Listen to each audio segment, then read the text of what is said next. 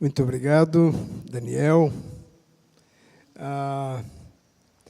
Eu quero dizer que é um prazer realmente muito grande estar aqui, rever alguns amigos já de bastante tempo, alguns mais novos, e encontrar alguns que eu não conhecia, mas que conheciam o meu filho ou alguns dos meus filhos, né?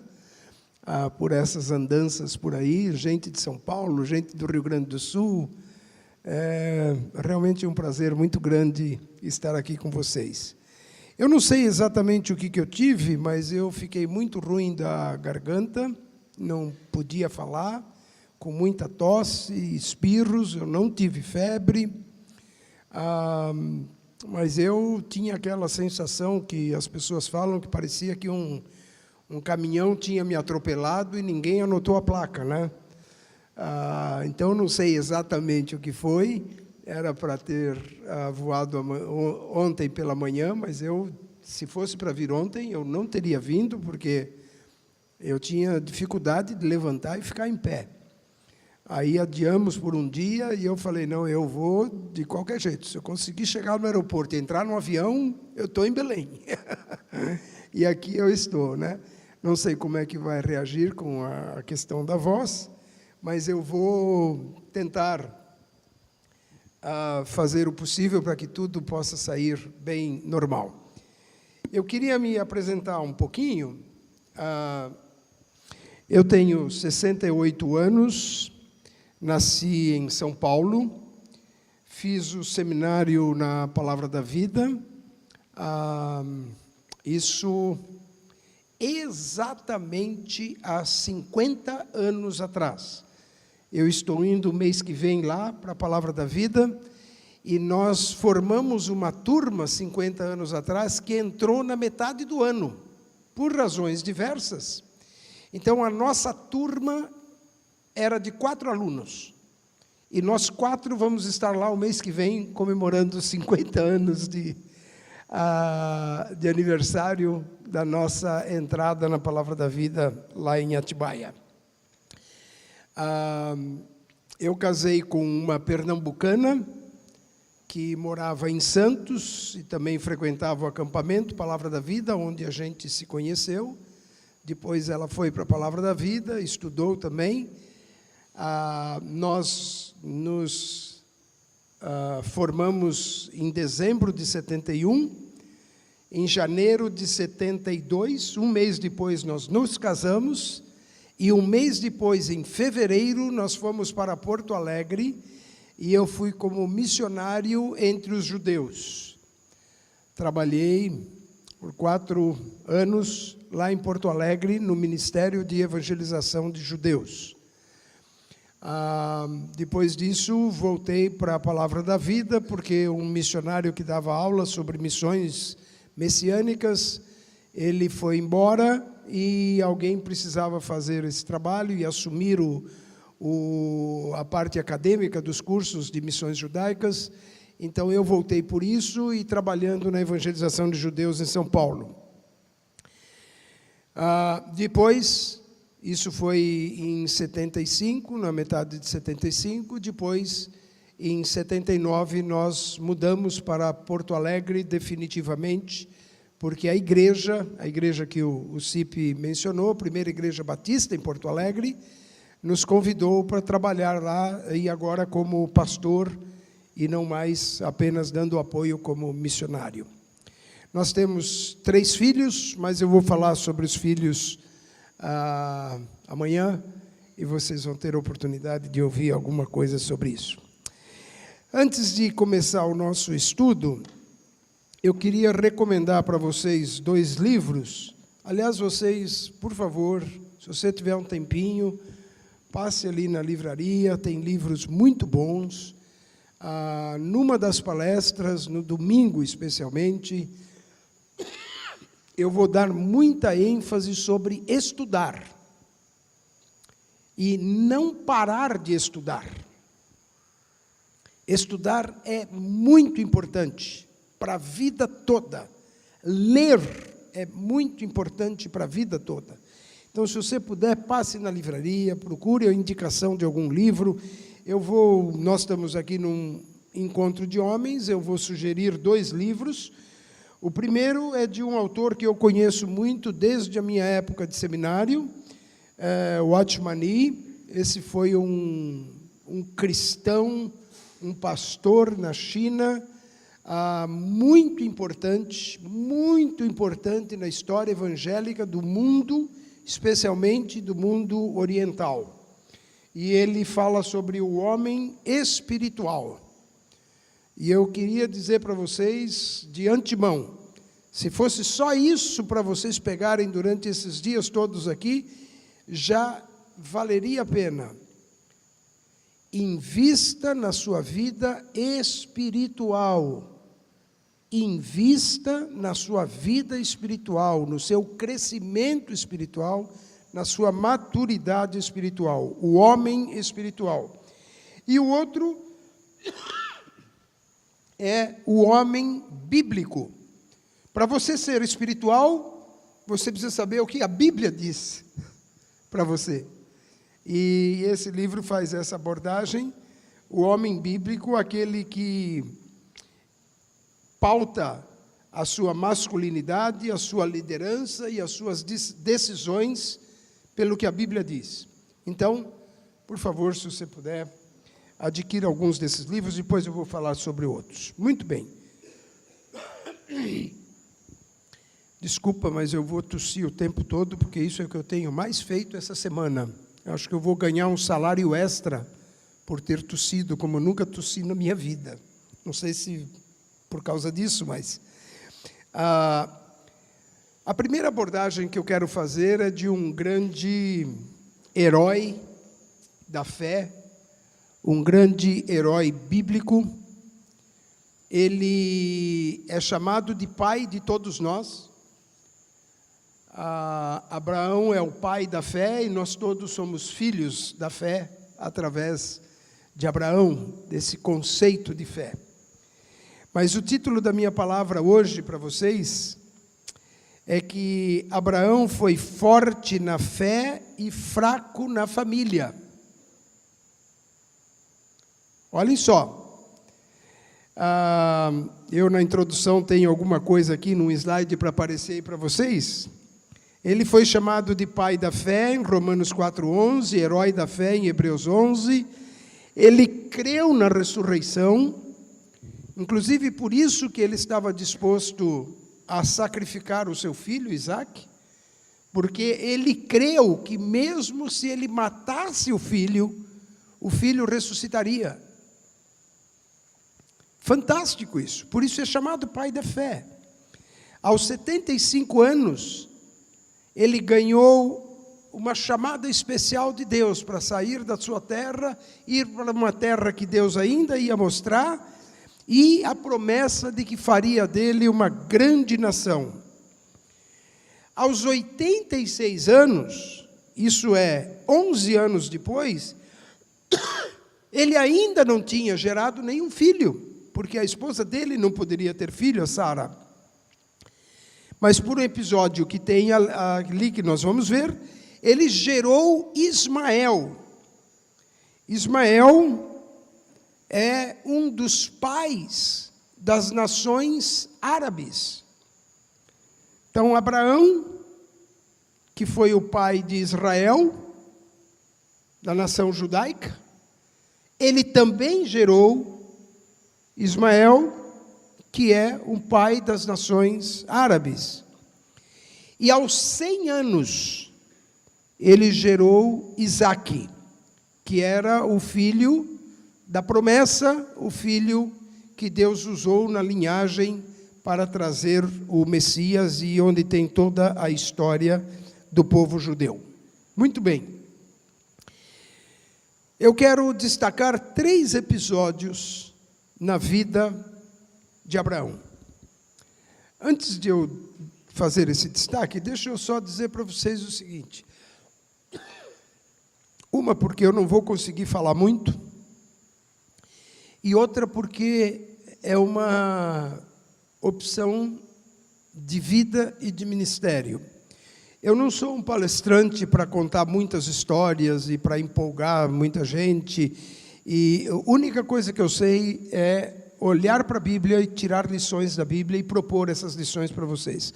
Então, vocês vão perceber que nós vamos trabalhar o tempo todo diretamente com as Escrituras, certo? Então, se você tem a sua Bíblia aí, você tem o caderninho para anotar, então faça suas anotações, que nós vamos tratar exatamente das Escrituras.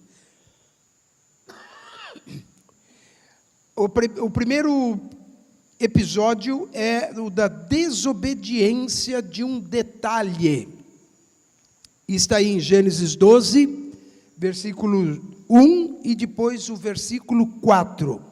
Então, pode ler ali, pode ler na sua Bíblia, mas aqui para você acompanhar. Então, o Senhor disse a Abraão: sai da tua terra, do meio dos seus parentes e da casa do seu pai, e vá para a terra que eu lhe mostrarei. Esse é o versículo 1. No versículo 4 está escrito assim: partiu Abraão como lhe ordenara o Senhor, e Ló foi com ele.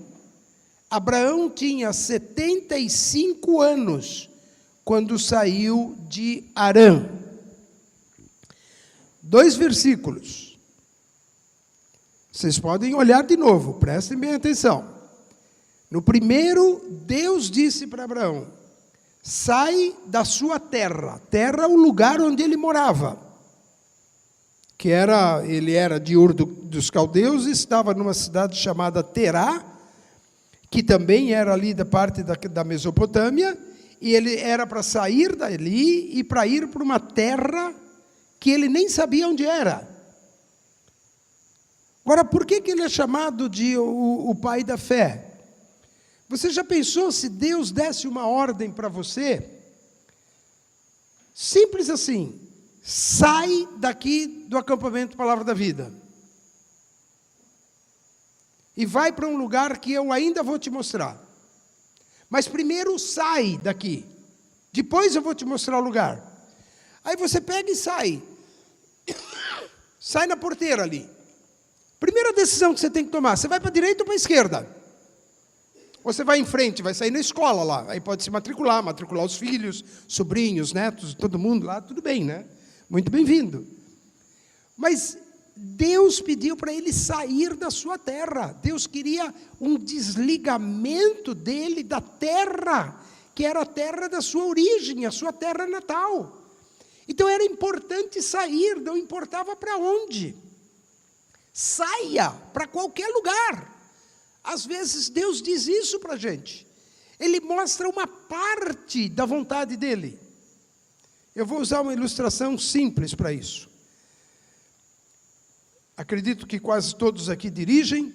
Se você pega um carro para dirigir na estrada aqui de noite, uma estrada que não seja urbana, que não tenha iluminação, você está com o farol ligado, o farol só ilumina para frente e até a próxima curva.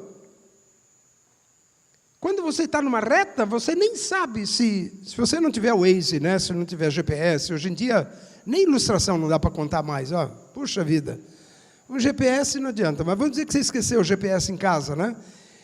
O farol só ilumina para frente, até você chegar numa curva, não se sabe se é a direita ou se é a esquerda. E quando você vê a curva no farol, você segue a curva e o farol vai iluminar até chegar na próxima curva. É assim que Deus revela as coisas.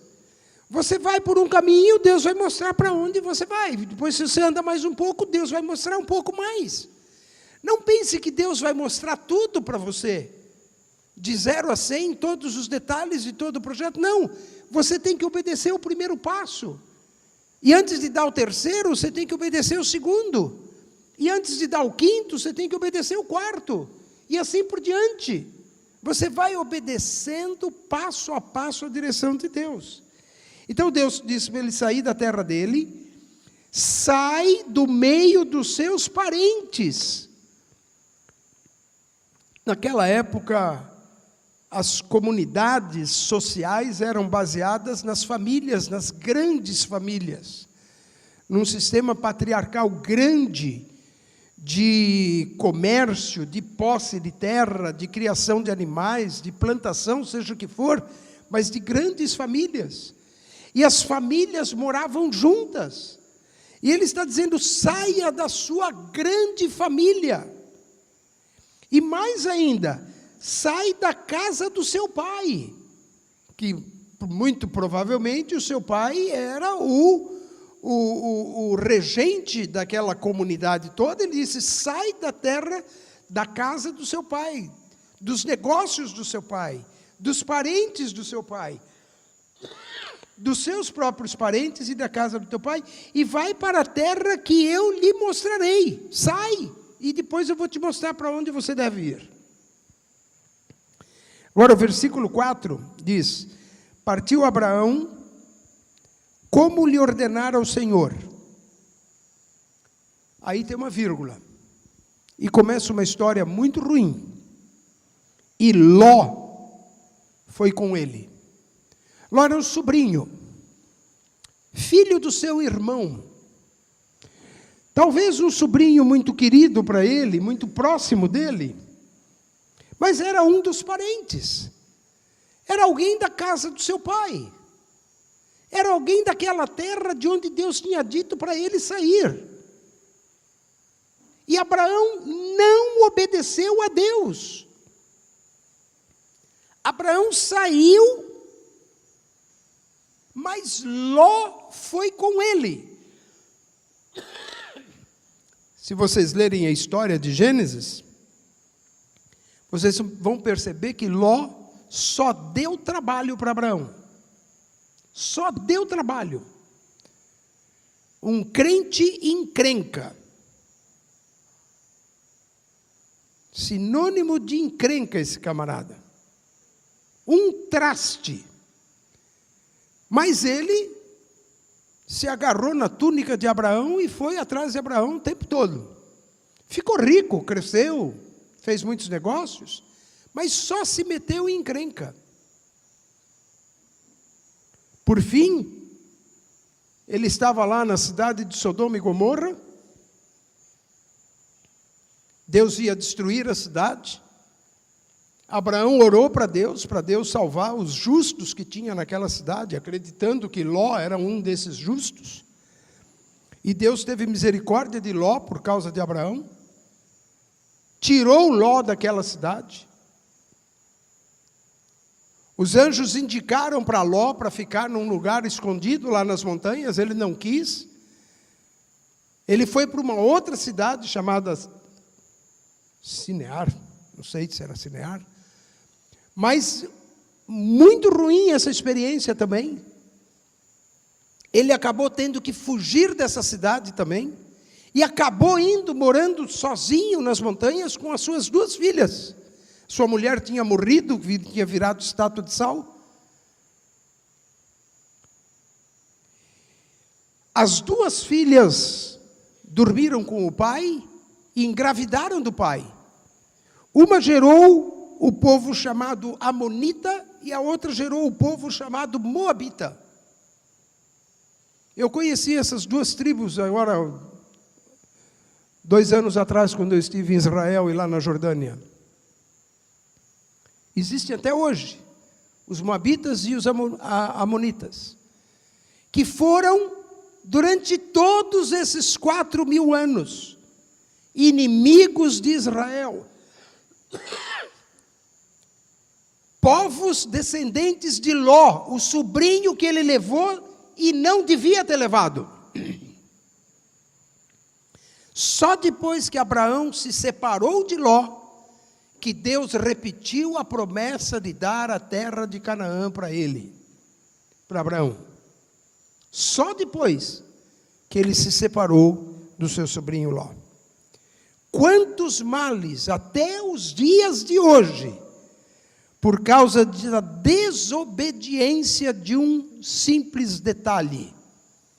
Não leve nenhum parente com você. Se separe dos seus parentes, dos seus pais, da sua terra, dos seus negócios. Eu vou te mostrar uma outra vida. Eu tenho um outro projeto para você. O segundo episódio foi uma mentira utilitária. Isso está lá em Gênesis capítulo 12, vamos ler só um versículo, mas a gente conhece a história. Versículo 13. Diga, isso é Abraão falando com a sua esposa Sara. Diga que é minha irmã, para que me tratem bem por amor a você e minha vida seja poupada por sua causa. Olhem só, esse grande homem, Abraão, pai da fé, um homem que saiu da sua terra, depois se livrou da tranqueira do seu sobrinho,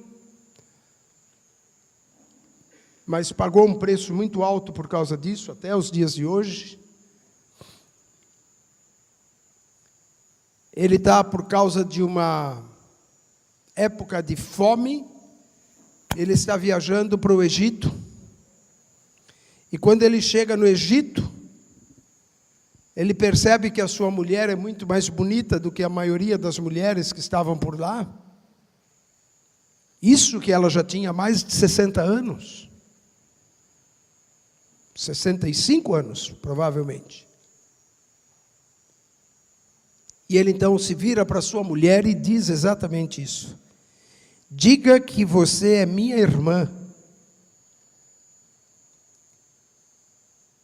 Isso é meia verdade.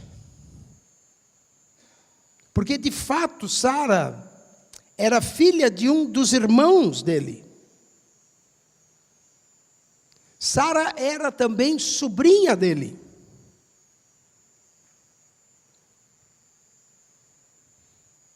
Desculpa. Ela era filha do pai dele com uma outra mulher. Eu falei do Ló, eu me confundi nisso. Deixa eu repetir isso. Sara era filha do pai de Abraão com uma outra mulher que não era mãe de Abraão. Então ela era irmã de Abraão por parte de pai e não por parte de mãe. Então era meia irmã.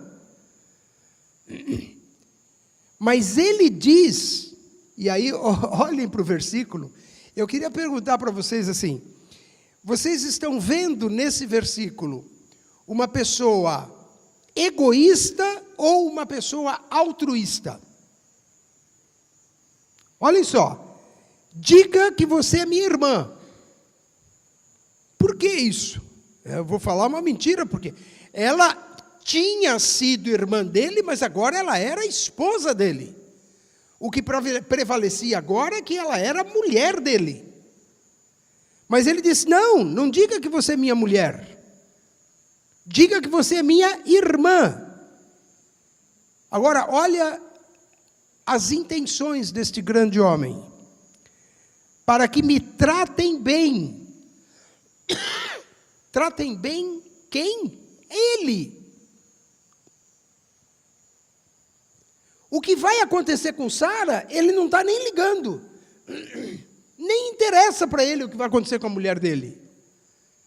A mulher dele vai ser, como foi, levada para o palácio lá para Faraó, para dormir com o Faraó, e fazer qualquer outra coisa lá no reino dos faraós. Mas ele entrega a mulher dele, debaixo de uma mentira, dizendo que é sua irmã, para que ele fosse tratado bem por amor a ela. Minha vida seja poupada por sua causa. Ele queria livrar a pele dele. Ele não estava preocupado com a sua mulher. Ele estava preocupado com ele.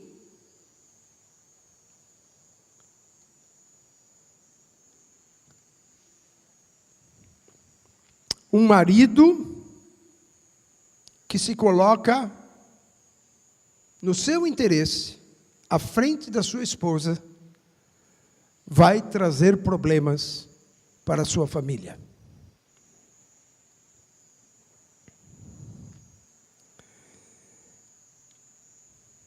A questão não é que era meia verdade, que Sara era sua meia-irmã. A questão é que ele deu a entender que Sara não era sua mulher. Então foi uma mentira inteira. Porque essa verdade inteira que predominava, ele recusou. Ele pediu para ser escondida. E há mais do que isso. A maldição que caiu sobre a casa de Faraó. E lá em Gênesis 12, no comecinho, diz: eu te abençoarei e você será uma bênção. Aí ele viaja para o Egito, em vez de ser uma bênção, ele é uma maldição, porque Deus amaldiçoou o Faraó. E Faraó nem sabia. Aí ele tinha lá os detetives dele e acabaram descobrindo, não, sabe o que é? Essa mulher, na verdade, ela é esposa de Abraão. Aí Faraó ficou louco da vida. Mandou chamar Abraão. O que é isso que você fez comigo, cara? Se você tivesse me dito que ela era sua esposa, eu não teria feito isso que eu fiz com ela. Não teria tirado ela da sua casa e trazido para a minha casa.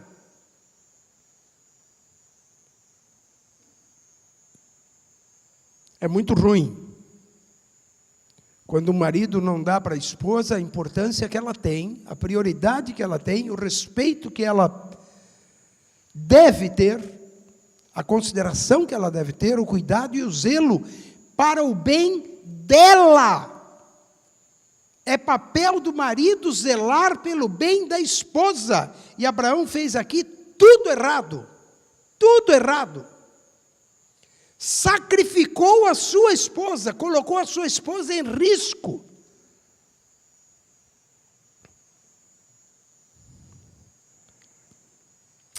Agora vamos para a terceira e última história de Abraão. A traição da desesperança. Gênesis capítulo 16. 2 versículos aqui que vão nos lembrar desta história. Disse Abraão: já que o Senhor me impediu de ter filhos, quem está falando aqui é Sara. Ela falou para Abraão, seu marido: já que o Senhor me impediu de ter filhos, possua a minha serva. Talvez eu possa formar família por meio dela. Abraão atendeu a proposta de Sarai. Quando isso aconteceu, já fazia 10 anos que Abraão, seu marido, vivia em Canaã. Foi nessa ocasião que Sarai, sua mulher, lhe entregou sua serva egípcia Agar. Muito bem. Fazia 10 anos que eles tinham saído de lá da Mesopotâmia. E que Deus tinha prometido que eles teriam um filho, que eles teriam uma descendência. Agora, ele já está com 85 anos, não é mais 75, 85 anos. E Sara já está com 75 anos. E Sara, com 75 anos, não sendo mãe, ela descobre agora, daqui para frente, que eu não vou ser mais. E aí que nasceu essa história. Tem muita coisa moderna que o homem acha que está fazendo agora, né? Mas esse negócio de barriga de aluguel já estava lá, ó, mais de 4.000 anos antes. Aí a Sara teve uma ideia brilhante. Ela diz: já que eu não posso ter filho, eu vou pegar a minha escrava, chamada Agar, e vou dar para você. Você dorme com ela, ela engravida, ela tem um filho, esse filho é meu, eu vou criar como meu filho e vou fazer uma família através da minha escrava. Que coisa isso, né? Um casal cheio de ideias, né, gente? Só que não boas ideias, infelizmente, não boas ideias. ideias que só trouxeram males para eles.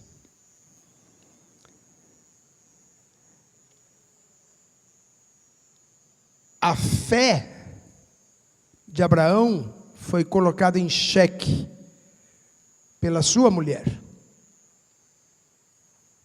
Porque Sara disse: Deus não está me dando filhos, e muito provavelmente não me dará. Quanto mais velha eu fico, menos possibilidade eu tenho de ser mãe. Como que Deus vai nos dar filhos? Então, vamos dar um jeito nisso. E é mais ou menos assim como a gente faz com muitas coisas de Deus.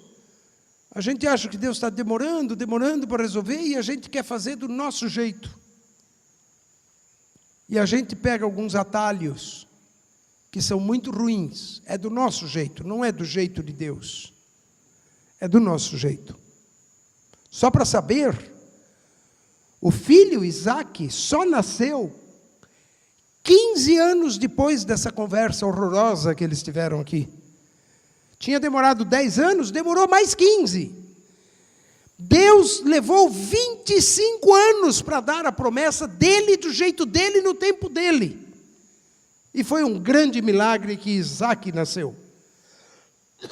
E nasceu do jeito de Deus.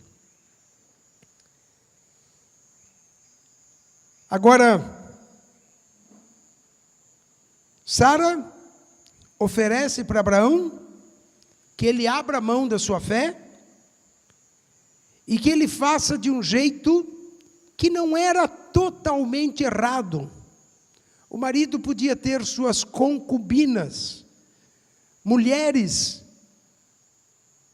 de quem ele poderia usufruir da relação sexual e que não eram propriamente esposas, mas recebiam algum tratamento privilegiado. Mas essa mulher aqui, Agar, não era nem concubina. Ela era escrava da mulher de Abraão.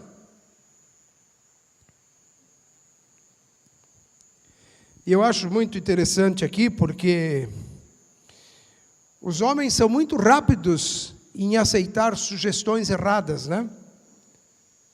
Abraão não pensou duas vezes aqui. Sara disse para ele: olha, possua a minha serva, e talvez aí ela possa ficar grávida e eu vou ter um filho através dela.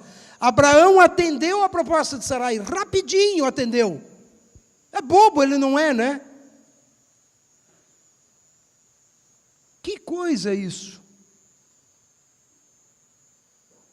O que devia acontecer não é exatamente isso que aconteceu. Devia acontecer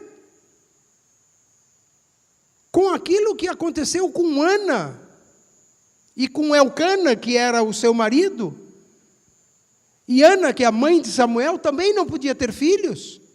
E ela ia cada ano lá para o templo e orava e chorava e fazia sacrifícios. E não tinha filhos, e não tinha filhos, e não tinha filhos. E qual foi a resposta do seu marido? O marido disse: mas eu quero ser para você como se fosse 10 filhos. Eu quero te tratar, eu quero te recompensar. Para mim não é tão importante que você tenha filhos. Eu te amo mais do que 10 filhos.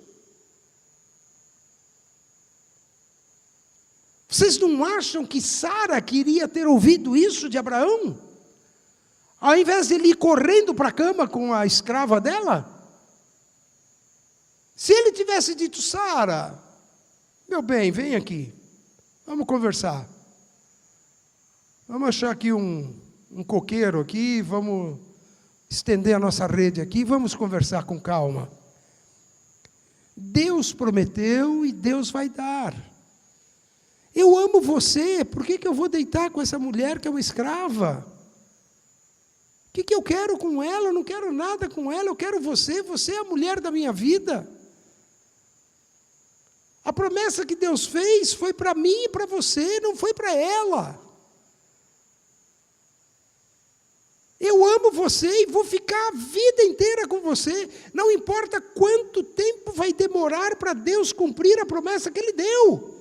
Nós vamos ser fiéis a Ele, vamos fazer o que é certo. Vocês acham que Sara não ia gostar disso? Você tem o meu amor, a minha fidelidade, a minha lealdade. Eu não vou fazer uma coisa errada. Mas ele não fez como o marido de Ana. Ele dormiu não sei quantos dias com a mulher lá, e ela de fato engravidou. E aí ela começou a desprezar Sara, porque ela ficou grávida, e a patroa não era capaz de ficar grávida. E aquilo foi tão ofensivo para ela, que Sara se revoltou contra Abraão. E disse para Abraão: está vendo o que você fez? Aí Abraão podia dizer, como qualquer um de nós: mas eu só fiz o que você mandou. Engraçadinho, né? Se sabia que era errado, por que fez? E aí ele quer se livrar do problema. Ele disse: Sara, ela é tua escrava, você faz o que você quiser com ela. E Sara passou a tratar tão mal Agar, que Agar fugiu. Deus mandou ela voltar. Deus encontrou com ela morrendo no deserto. E pediu para ela voltar e viver submissa a Sara. Aí ela nasceu, deu à luz, nasceu Ismael. Algumas lições, gente. Primeiro, algumas lições sobre as mulheres. Olhem só. As mulheres sofrem algumas tentações diferentes das nossas, homens. Elas ficam fascinadas por beleza, por estética, por coisas agradáveis, bonitas, modernas, ricas, brilhantes, ouro, joias. A ambição. Todas as mulheres querem coisas melhores. Não só para elas, não é uma ambição egoísta, é uma ambição para a família, para os filhos, para todos da família. E o deslumbramento também, em ter aquilo que mais almeja, em querer alcançar tudo aquilo. Mas as mulheres têm uma dificuldade, que é a dificuldade de dizerem exatamente o que elas estão sentindo. Eu vou fazer um teste aqui com vocês e vocês não precisam responder, por favor, não respondam. Pelo jeito como vocês reagirem no rosto, eu vou descobrir quem é que está implicado aqui ou não. Então, presta atenção. Quem aqui já não perguntou da sua mulher: ô meu bem, o que você tem? E ela diz: nada. Aí, depois de meia hora, você pergunta de novo para ela: meu bem, mas o que você tem? Nada, eu já falei. Se você para de perguntar, fica pior ainda. Porque aí, uma hora depois, ela vai dizer assim: será que você não percebe o que está acontecendo comigo? Ué, não está acontecendo nada. Eu perguntei 2 vezes, você disse nada. E nada para mim quer dizer nada. Se você não tem nada, eu vou dormir, vou ler televisão, vou ler um livro. Eu não estou nem preocupado com você não tem nada. Não, mas você não sabe o que eu estou passando. Ué, mas eu perguntei para você disse nada. Não, mas está passando isso. Ué, meu bem, mas por que você não me falou? Ninguém passou por isso, só eu, certo? As mulheres têm uma dificuldade de serem bem objetivas em relação às suas emoções e às suas preocupações. E falarem exatamente o que elas sentem. Elas querem que nós, maridos, percebamos o que ela está sentindo. Mas, às vezes, é um pouco difícil isso. Às vezes, parece um jogo de adivinhação, né? Precisava ter um dom de profecia. A gente pergunta porque a gente não sabe, né? A gente pergunta porque a gente quer saber. mas a gente não consegue adivinhar, então fica nesse negócio, diz que não, é nada, é isso, é aquilo, e a gente fica assim, exatamente aquilo que aconteceu. Abraão, ele falhou em não perceber a dor da sua mulher, em chegar ao ponto de oferecer para ele dormir com a escrava dela para ter um filho com ela. Quanto custou isso para Sara? Quanta emoção estava dentro do coração dela? E ele, maridão, aquele forte, bonito, não estou nem aí, o que você tem? Nada. Não percebeu uma vírgula do drama que a sua mulher estava passando. As mulheres precisam aprender a dizer sim, sim e não, não. Quando o homem pergunta o que você tem, por favor, fale o que você tem. Deveria ser assim. E a outra coisa é que as mulheres não deveriam colocar os seus maridos em fria. Quantas mulheres, e aí você, por favor, não precisa fazer cara nenhuma, porque eu não vou adivinhar ninguém, mas quantas mulheres com quem eu já tratei, chegaram a dizer para o seu marido, então vai fora de casa, vai, procure outra e vai viver com outra. Aí se o marido vai lá para o quarto, põe as coisas dentro da mala dele e sai de casa, aí a mulher fica desesperada. Mas ela mandou ele ir. Se ele vai numa viagem de serviço e comete adultério, mas ela mandou ele ir. E ele, panaca, foi. Ela fez errado e ele fez 2 vezes errado. Ela fez errado porque mandou e ele fez errado porque obedeceu. Ela não foi uma mulher segundo o coração de Deus, e ele não foi um homem segundo o coração de Deus. Exatamente o que aconteceu aqui. Então, os homens, a tentação do homem é o silêncio, a comodidade da sua zona de conforto, a passividade de não querer enfrentar conflito. O homem não quer se meter em encrenca. Ele já trabalha lidando com encrenca no seu serviço o dia inteiro, geralmente. Quando chega em casa, ele não quer mais encrenca. Ele está preocupado com a comodidade dele, com o conforto dele. Ele não quer enfrentar conflitos e problemas, discutir relação. Homens, não desobedeçam a Deus nem nos detalhes.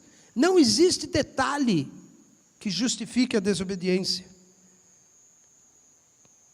A mentira pode trazer muitos outros prejuízos, como a mentira de Abraão sobre sua mulher, que era a sua irmã. E não se deixem seduzir pelas propostas femininas, nem pelas da esposa, quando for contrária à orientação de Deus. Se a sua esposa chegar ao ponto de falar uma bobagem para você, não siga essa bobagem. Pelo contrário, descubra que ela está pedindo socorro. Você já deixou a coisa ir longe demais. Ela já talvez tenha falado muitas coisas que você não ouviu.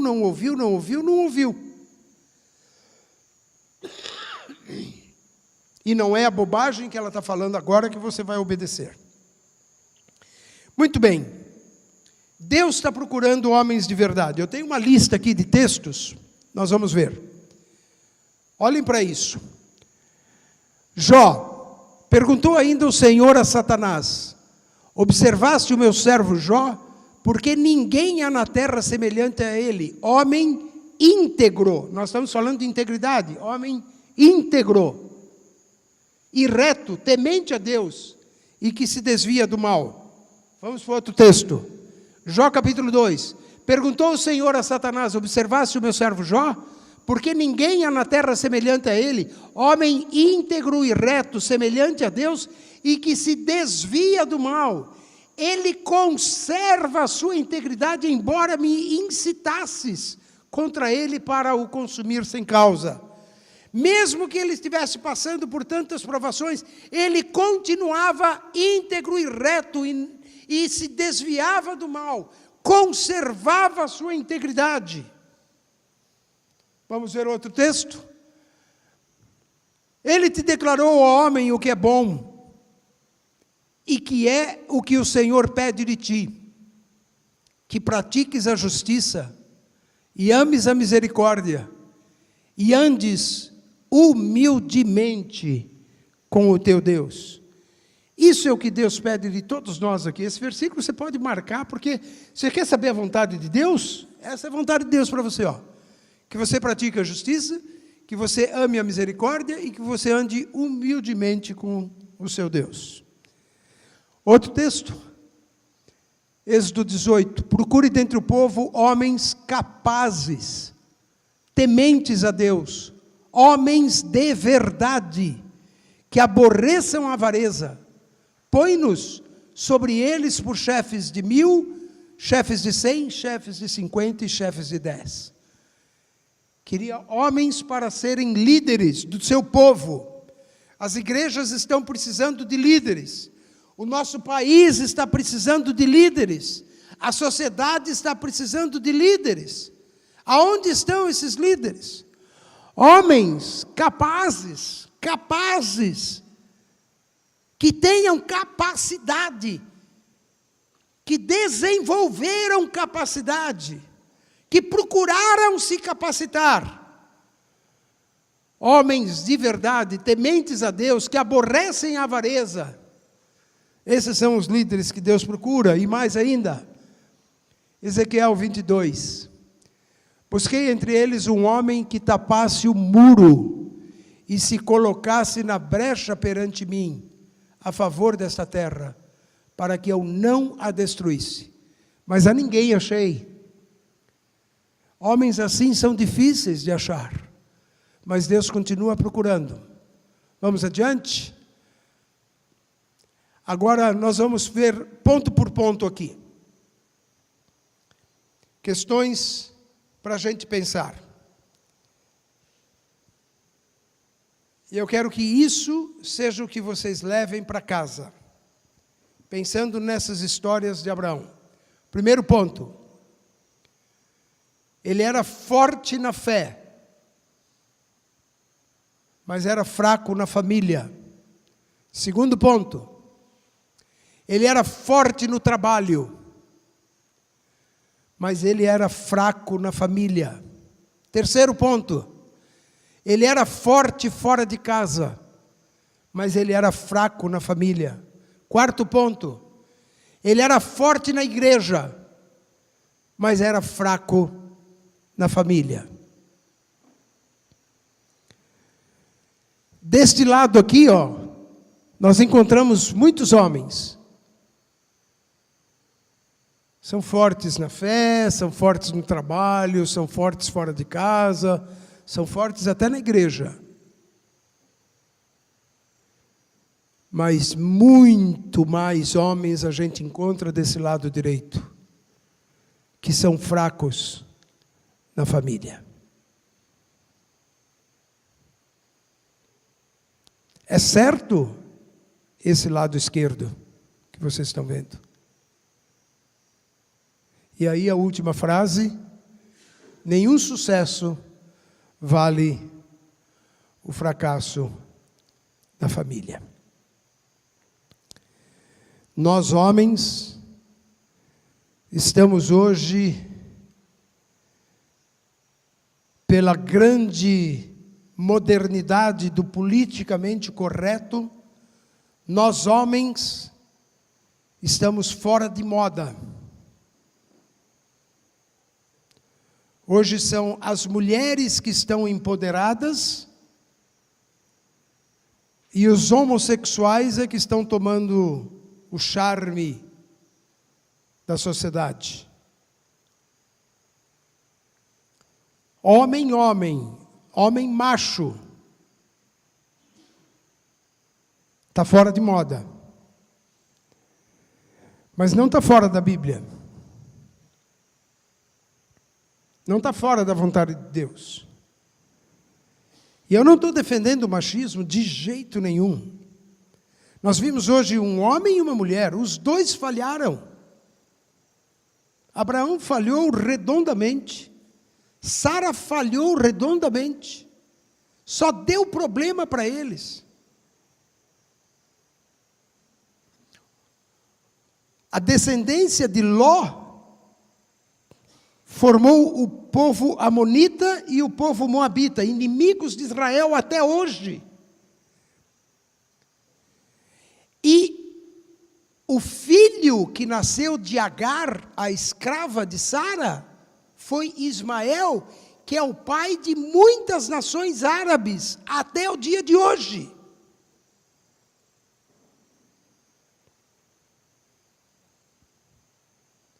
Abraão, que é o pai de Israel, trouxe muita encrenca para o seu próprio povo, por causa das suas desobediências. Por isso que para mim é muito importante,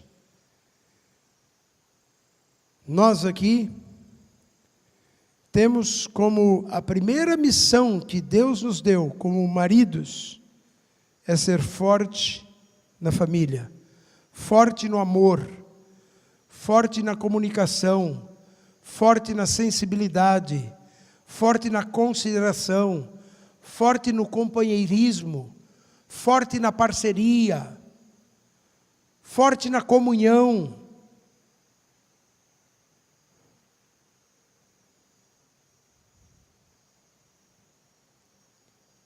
E o meu convite para você é que você aceite esse desafio. E que você seja mais forte na sua família do que em qualquer outro lugar. Vamos orar. Senhor Deus, ajuda-nos a perceber o desafio que o Senhor tem para nós. Ajuda-nos a aprender com os erros de Abraão.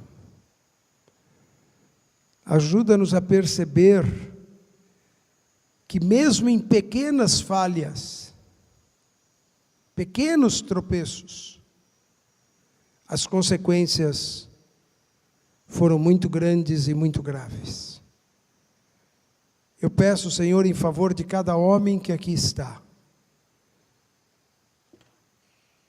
Convença, Senhor, definitivamente que o principal papel que esses homens que aqui estão têm, ser casados, é com a sua esposa e com a sua família.